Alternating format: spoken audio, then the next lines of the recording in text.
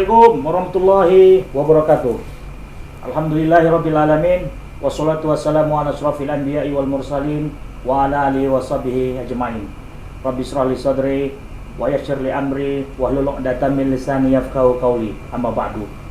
Yang kami hormati dan muliakan pemirsa Tribuners, khususnya yang beragama Islam dimanapun kalian berada. Alhamdulillah, puji syukur kehadirat Allah Subhanahu wa taala, yang mana pada kesempatan pagi yang berbahagia ini kita masih diberikan kesempatan, kesehatan, waktu untuk berjumpa kembali dalam program Mutiara Islam Tribun Medan bersama Transitive Learning Society atau Gerakan Total Produksi untuk Indonesia. Tetap bersama saya Muhammad Rizky Ramon. Adapun tema kita pada pagi yang berbahagia ini adalah terkait memperkuat ekonomi milenial di era digital. Saat ini telah hadir bersama kita narasumber yang akan berbagi cerita terkait dengan tema kita kali ini. Beliau adalah Al-Mukarram Al-Ustadz Dr. Mustafa Kamal Rokan SHMH. Beliau merupakan Wakil Dekan 3 Fakultas Ekonomi dan Bisnis Islam Universitas Negeri Sumatera Utara. Assalamualaikum. Waalaikumsalam. Waalaikumsalam warahmatullahi wabarakatuh. Alhamdulillah, Muhammad sehat walafiat. Selamat datang di studionya Tribun Medan. Alhamdulillah. Ya, terima kasih. Dengan tema kita pada hari ini, Ustaz. Pemirsa Tribuners, keberadaan generasi milenial atau biasa juga disebut dengan generasi Y merupakan potensi besar dalam pengembangan ekonomi di Indonesia. Sekaligus generasi Y dapat memberikan harapan dan juga berpengaruh terhadap perkembangan ekonomi, terutama digital di masa saat ini. Generasi milenial yang lahir di antara tahun 1980 hingga tahun 2000 merupakan memiliki karakteristik yang khusus sehingga dianggap jadi anti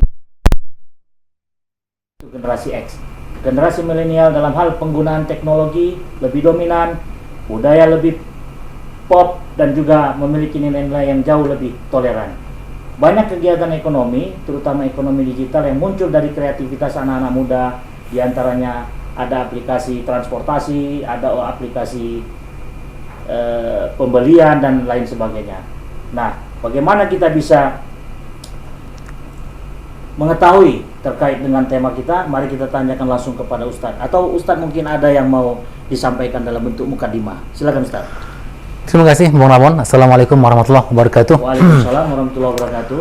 Pemirsa Tribuners yang dirahmati Allah, yang berbahagia. Benar yang sudah disampaikan oleh Bung Ramon tadi ya. Kita hari ini sudah masuk pada generasi Y ya, di mana memang generasi ini berbeda dengan generasi sebelumnya, generasi X ya. Perbedaan yang paling mencolok itu adalah adanya media yang mudah diakses ya, disebut dengan era digital hari ini, dengan perubahan era yang disebut dengan 4.0 biasanya. Pemirsa, benar sekali bahwa kita tidak bisa mengelak, kita tidak bisa berpaling dari kondisi teknologi yang serba canggih. Mungkin kalau kita sedikit cerita tentang katakanlah generasi tahun 70-an seperti saya, mungkin Bang Ramon saya nggak tahu nih. Saya termasuk generasi milenial. Milenial ya, tahun 80-an. Ya, kita tidak pernah menyangka itu, tidak pernah menyangka begitu canggihnya, begitu mudahnya ya. Seakan-akan nih di dunia mimpi. Kalau dulu kami bicara tentang, misalnya kalau bicara dengan ayah, dengan orang-orang terdekat kita, dengan kawan-kawan, mana mungkin, tapi ternyata hari ini terjadi. Ya, terjadi.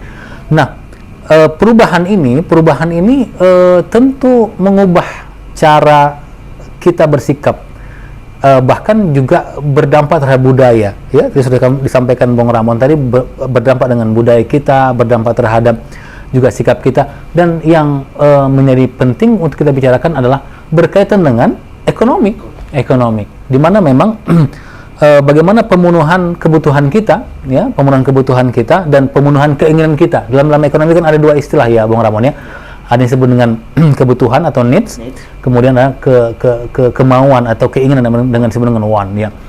Nah, nanti kita akan ulas ya bagaimana membedakan ini dan bagaimana kita menyikapi ini. Tapi yang jelas bahwa ketika kita ingin memenuhi kebutuhan kita, memenuhi keinginan kita, maka hari ini berbeda dari generasi sebelumnya. Nah, dan tentu saja penyediaan terhadap kebutuhan dan keinginan itu juga berbeda dengan generasi sebelumnya. Jadi supply and demand-nya, ya, supply produknya, bagaimana kita memproduknya, kemudian bagaimana kita memarketkannya, kemudian bagaimana kita memesannya sebagai konsumen, itu juga berbeda. Dan tentu ini menjadi perbedaan sikap yang tidak bisa tidak bahwa berdampak terhadap semua dimensi kehidupan kita.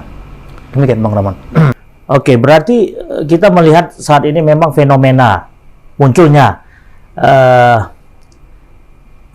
entrepreneurship muda, artinya ya anak-anak muda yang saat ini memang kreatif ya Ustaz ya. Jadi banyak startup yang saat ini bermunculan Ustaz. Nah, bagaimana Ustaz bisa melihat fenomena ini? Apakah memang ini menjadi suatu hal yang tidak bisa lagi kita hindari dalam perkembangan ekonomi di masa digital ini Ustaz? Ya, benar Bang Ramon. Pemirsa Tribuners yang berbahagia, bahwa memang kemajuan teknologi ya dengan era digital ini memang menjadi peluang besar bagi generasi muda untuk melakukan kreativitas dalam segala bentuknya. Ya, kita tahu bersama bahwa 80% dari pengguna atau yang berkiprah di ekonomi digital ini adalah anak-anak muda. Nah, menariknya bahwa generasi ini mendominasi dan memang ini menjadi lahan besar bagi generasi yang kita sebut dengan generasi milenial itu. Nah, saya melihat bahwa anak-anak muda kita secara umum telah mampu beradaptasi dengan ini, dan bahkan lebih dari itu mereka membuat berbagai bentuk kegiatan bisnis ya, dengan membuka berbagai aplikasi-aplikasi ya, seperti yang kita rasakan bersama, dari mulai transportasi ya, kemudian penghantaran barang, kemudian juga banyak yang lain Pak Ramon ya. Itu beberapa mahasiswa UIN Sumatera Utara, dan saya kira juga banyak mahasiswa yang lainnya, itu memang membuka startup yang menarik untuk kita jadikan sebagai mitra kita untuk memenuhi kebutuhan dan keinginan kita. Saya kira kita sangat banyak mendapatkan itu. Misalnya aplikasi yang hari ini mungkin berkaitan dengan transportasi, tapi juga misalnya ada misalnya bentuk-bentuk aplikasi yang memenuhi kebutuhan kita. Katakanlah misalnya pesta. Kita kan biasanya kalau pesta itu sibuk nih ya, Walimatul Urs ya. Walimatul Urs ya. Ya, siapa apanya ya, siapa panitianya, kemudian bagaimana memenuhi siapa dari mana ngambil kursinya, dari mana mengambil sound systemnya, di mana gedungnya, kemudian ya segala pernak-perniknya ya tentang terkait dengan pesta. Kita repot, kita disibukkan dengan itu tuh. Tapi sekarang ya sudah ada Partiyo namanya ya, itu yang dibuat startup oleh mahasiswa UIN. Ya, ketika kita mengklik satu aplikasi itu, kita silahkan memilih dan menyesuaikan dengan budget kita. Paketnya gitu. Kita punya budget sekian, lalu kita sampaikan ke situ, ada aplikasinya, lalu mereka sebutkan bahwa kalau budget sekian maka yang bisa ini, kualitasnya ini, kursinya sekian, undangan sekian, ininya ini. Lengkap bahkan dengan siapa ustadznya, siapa yang nanti akan baca Quran, siapa yang ini, lengkap. Dan berbanding terbalik, waktu ketika dulu kita mengadakan Walimatul Urs, orang-orang tua kita itu, kita harus dihadapkan pada buat panitia dulu, mana saudara yang memang perlu dilibatkan, Ustaz ya. Undangan panitia bisa berkali-kali. Betul. Berkali-kali. Bahkan rapatnya pun bisa berkali-kali. Rapatnya bisa berkali-kali, bahkan juga senangnya juga bisa berkali-kali. Oh iya. Malah kosnya lebih banyak ya. Gitu ya. Nah, jadi melihat potensi itu, anak-anak muda membuat seperti itu. Itu satu sisi. Banyak sekali hal yang lain lagi ya. Apakah misalnya party, apakah misalnya tentang kebutuhan masa, pendidikan dan sebagainya. Saya kira kita rasakan bersama. Saya kira memang ini peluang besar. Tapi begini Pak Ramon ya, bahwa memang kemajuan teknologi ini memang telah diikuti oleh katakanlah generasi-generasi kita di Indonesia. Tapi sebenarnya belum maksimal. Belum maksimal, ya. Bahwa generasi-generasi kita secara apa namanya?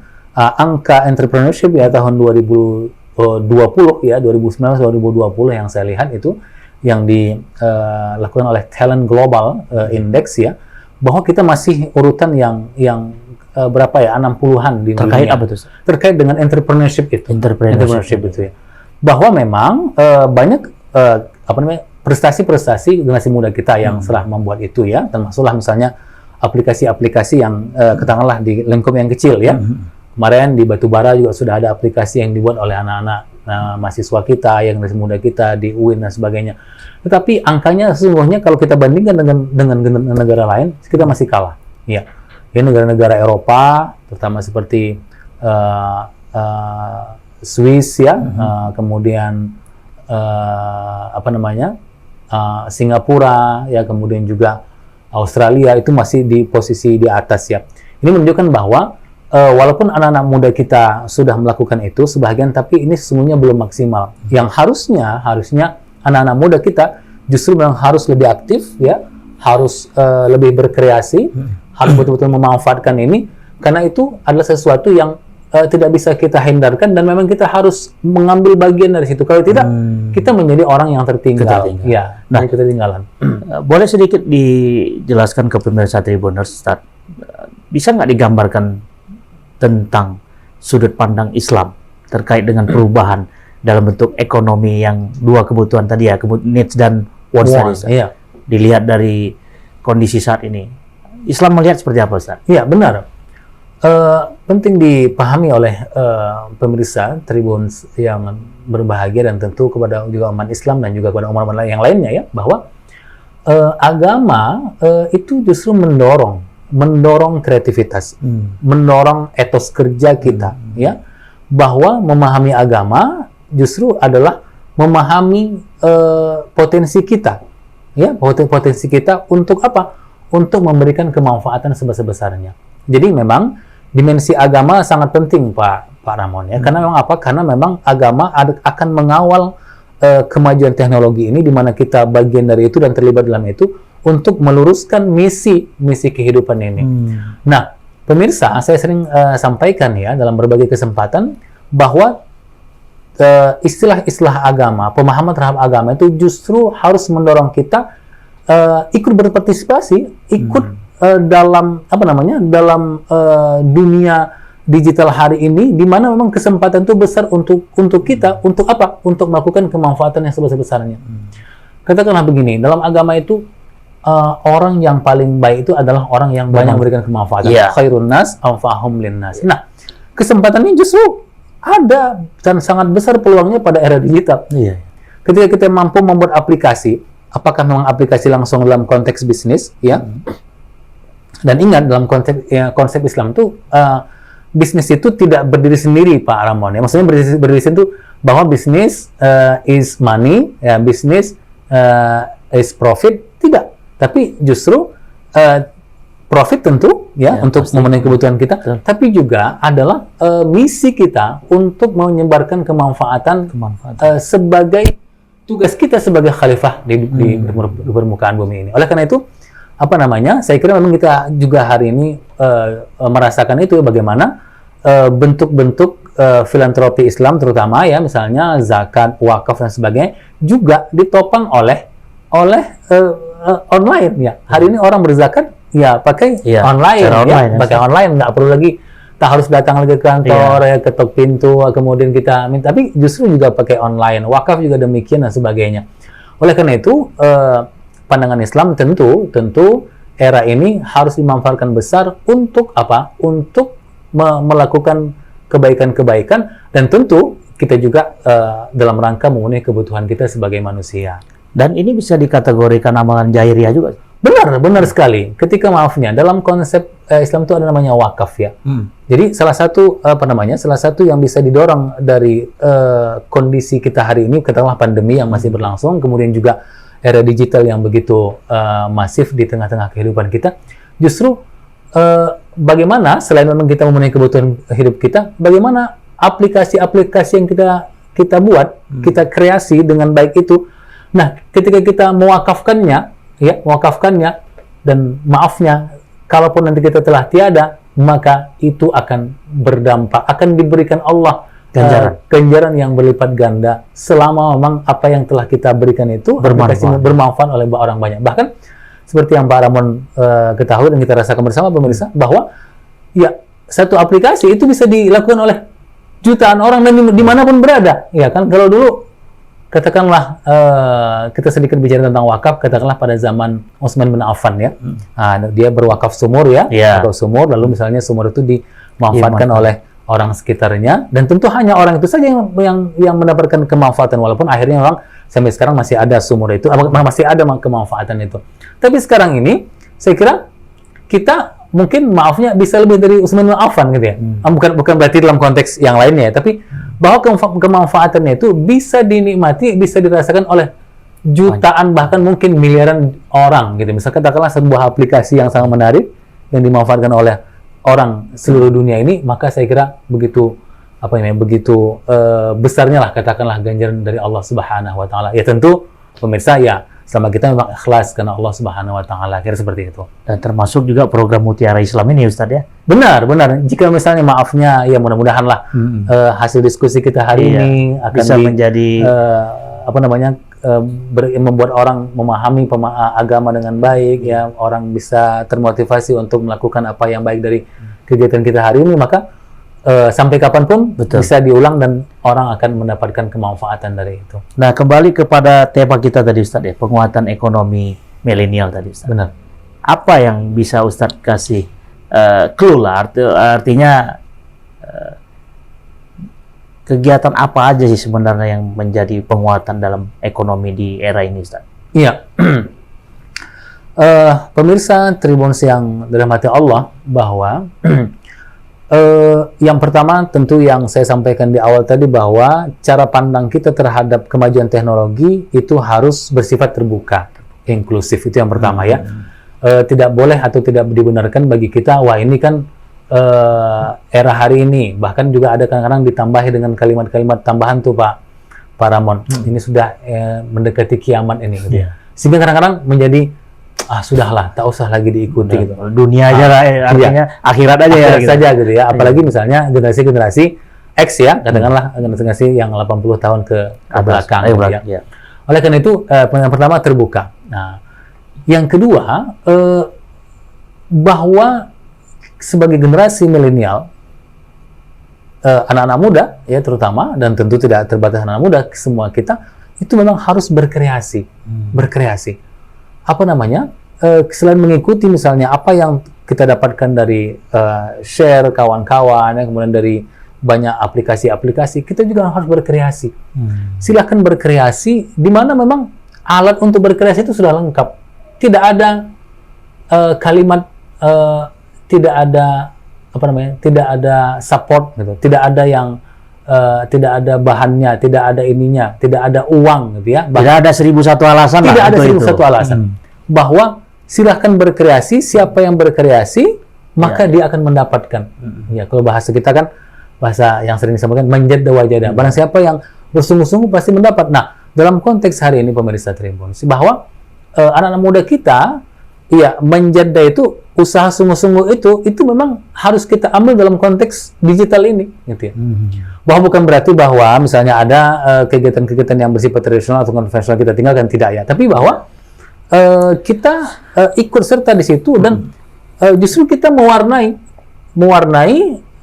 kemudian kita mampu mengambil bagian dari sisi mananya yang bisa bermanfaat, tentu dalam konteks pribadi kita memenuhi kebutuhan hidup kita, tentu juga dalam konteks agama kita memang harus memberikan kemanfaatan yang sebesar-besarnya.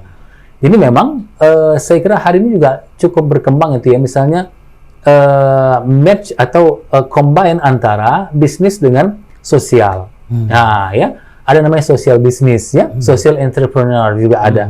Bahwa memang kegiatan-kegiatan bisnis itu bisa disatukan dengan sosialnya, dengan kebajikan-kebajikan itu, sehingga orang juga hari ini sebagai apakah sebagai konsumen ya, orang-orang yang pengguna sebagai user juga sangat tertarik dengan konsep-konsep itu, bahwa dengan misalnya dengan membeli ini atau dengan menggunakan aplikasi ini Anda telah berkontribusi untuk memajukan perusahaan ini, tapi juga telah melakukan misalnya katakanlah berwakaf di situ, apakah berinfak dan sebagainya. Nah, oleh karena itu harus kreatif ya. Kreatif itu panjang ya, banyak sekali. Apakah kreatif dalam model ya, model YouTuber, model blogger, model ini, silahkan berkreasi dengan berimprovisasi dengan itu. Nah, kemudian selanjutnya selain kreativitas ya, bahwa tentu dalam konteks dalam konteks agama, bahwa ini tidak semata-mata untuk menghasilkan pundi-pundi uang. Nah, ini penting dipastikan bahwa begitu majunya era digital ini, jangan sampai menggeser nilai sosial kita, menggeser apa yang menjadi misi hidup kita untuk membuat kebaikan sebanyak-banyaknya. Betul. Jangan menggeser dari kalau bahasa ininya manusia spiritual menjadi manusia material. Itu dia ya. Itu dia kalimat transitifnya ya. Jadi kita ini sesungguhnya adalah makhluk spiritual.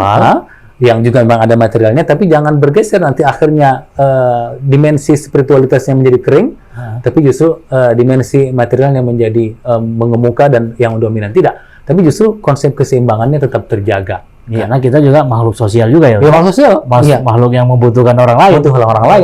Iya.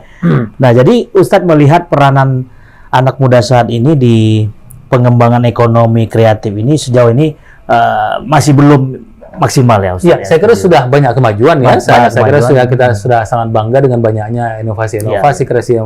Tetapi sesungguhnya belum maksimal. Belum maksimal. Masih banyak, maafnya, generasi kita ini masih terlena dalam sebagai konsumen. Apakah main game, main ini, main itu. Mereka sebagai penikmat gitu ya. Bukan sebagai orang yang bagian dari orang yang membuat apakah itu misalnya dalam bentuk hal-hal aplikasi dan sebagainya. Mereka sebagai penikmat bermain game dan sebagainya, akhirnya bukan hanya merugi karena tidak memanfaatkan teknologi, tapi justru merugi karena terlena dengan era teknologi ini. Tapi setiap orang individu ketika memang mereka mempunyai produktivitas, akhirnya menjadi konsumen siapa jadinya, Ustaz? Oh ya, tentu. Sebenarnya kan Pak Ramon itu kan sebenarnya saling berbagi. Ya, ketika misalnya saya membuat aplikasi Partiyu misalnya, ya Pak Ramon bisa memanfaatkan saya. Tapi pada posisi lain, ketika Pak Ramon membuat misalnya katakanlah aplikasi transportasi, saya menggunakan punya Pak Ramon kan gitu. Artinya tidak ada seimbang ya. Itu pasti saling membutuhkan. Saling membutuhkan itu pasti. Karena tidak selamanya juga pedagang sate dia akan makan sate terus ya. Ya pasti makan nasi padang juga. Gitu. Oke, Ustadz, nggak terasa ini udah hampir 30 menit. Apa yang bisa Ustadz berikan pesan lah kepada teman-teman Tribuners, khususnya yang anak-anak muda lah yang anak-anak muda. Benar. Tampil produktif. Pemirsa Tribun yang dirahmati Allah, terutama anak-anak muda kita, anak-anak milenial, kalau Anda ingin menjadi generasi milenial yang beruntung, milenial yang falah, yang beruntung itu, maka Anda harus ikut dan Anda harus menjadi bagian dari kemajuan teknologi ini. Oleh karena itu, munculkan daya kreativitas, maksimalkan potensi Anda, dan jangan pernah berhenti untuk melakukan kebaikan-kebaikan, termasuklah membuat segala bentuk yang dapat dilakukan dalam era digital ini, dan gunakan waktu Anda dengan sebaik mungkin, jangan banyak berleha-leha, dan teruslah melakukan kreativitas dalam dunia ini. Tapi ingat bahwa jangan tinggalkan hal-hal yang bersifat spiritualitas, termasuk berkaitan dengan agama. Dan tentu juga manfaatkanlah kemajuan teknologi ini, manfaatkanlah kemajuan di era digital ini untuk banyak melakukan kreativitas. Dengan kreativitas itu Anda atau kita justru akan menjadi orang yang panjang umurnya, walaupun bisa jadi pendek usianya, tapi bisa jadi panjang umurnya. Kenapa? Karena mampu membuat kebaikan-kebaikan yang dapat dinikmati oleh orang banyak. Kenapa? Karena mudahnya teknologi yang bisa diakses oleh semua orang hari ini. Demikian saya kira. Terima kasih. Pak Ramon. Dr. Mustafa Kamal Rokan, SHMA. Demikianlah Tribuners, diskusi dan obrolan kita tadi. Semoga apa yang menjadi perbincangan, diskusi maupun obrolan-obrolan tadi dapat menjadi sebuah informasi yang bermanfaat dan sebagai referensi kita, khususnya bagi generasi muda pada kehidupan sehari-harinya. Tetap ikuti program Digital Tribun Medan, bantu like, share, dan juga komen, baik Instagram, YouTube, Facebook, bahkan juga TikTok Tribun Medan.